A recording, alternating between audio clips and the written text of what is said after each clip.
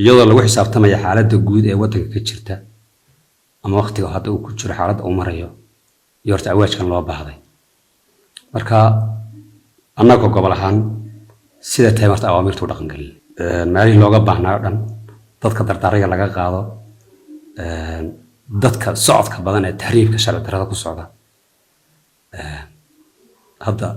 meelo badan sida dawanla oo kale maxaan ku dhahdaa Aysha oo kale Shinil oo kale jidka weyn halbowlaha ee isku xira Djibouti inaga waa meelaha ugu muhiimsan ka soo galayaan maxaan ku dhahdaa dadkan dardaariga laga qabo nooc doonaadan ama halbowlaha waddanka halka inoogu imanaya xalbuuyi taas meelihii looga baahnaa Djibouti looga baahnaa annagoo isku xidha hay'adaha nabadgelyada hadday heer federaal tahay iyo haddii heer gobol tahay ama heer deegaan tahay annagoo isku xidhan shaqooyinka horta wax badan baan oo dhaqaaqay dad badan oo dardaari aan ka shaqaysanahay oo dalka dibadiisa ka yimid iyo kuwa dalka dibadda ka baxay si sharci darro uga baxay waan uga shaqaysanahay inay xidhiidh leeyihiin dadka ma garanaysa dhibaatada ku ah waddanka ee jujaaga gacanta ku haynaa horta marka hore bulshada wacyigelin baa la siiyey meediyaana waa laga siiyey si toos iyo si dadban waa loola hadlay marka hore kow awaamirta waxa soo baxday in wali hubka oo haystay diiwaangeliyo ninkii si sharci ah u soo diiwaangeliyay saldhigyada booliska keena waa welcome malena ku soo dhawow waxa ku xiga talaabo qaadka kale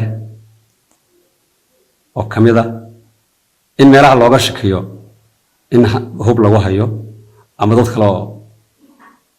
maxaan kala nabadiida ama dardaari laga qabo in yeelaysa talaabo laga qaato waxa kale oo kamida in la ilaaliyo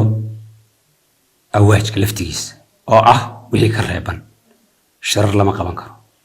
aynu dawladdu ogeyn dawladdu raalli ka ahay lama qaban karo idan fasax haysan lama qaban karo waxa kale oo kamida Facebook la isticmaalayo dadka aflagaada sameeya ama taageero u muujiya jundaaga iyadoo meel loo marin maxkamad loo marin iyo sidoo loo soo qabanayo waxyaalaha awaaj kamida weey dadkaas iyaga laftigooda kontrabanka sida sharci darro waddan ku soo gala in isaga laftigiisa tallaabo adag laga qaato siiba xuduudaha waddanka soo galaya yaa kamida dadka sharci darrada ku socda kamida dadka aqoonsi la'aanta kamida way farbadan yihiin awaajku aad u farbadan yahay iyadoo taa marka waxaan lagu xisaabtamayo dawladda in la taageero lala shaqeeyo la soo dhaweeyo awaamirta loo hoggaansano weey haddii kale Soomaaliya waxay tahay nin ku digay kuma digin anna waxaan shacabka waan jecelahay xariis darra lama rabno uma bukni uma oomanin in dad xidhno dad xukuna uma oomanin laakiin waxaan leenahay sareynta sharciga in la hirgeliyo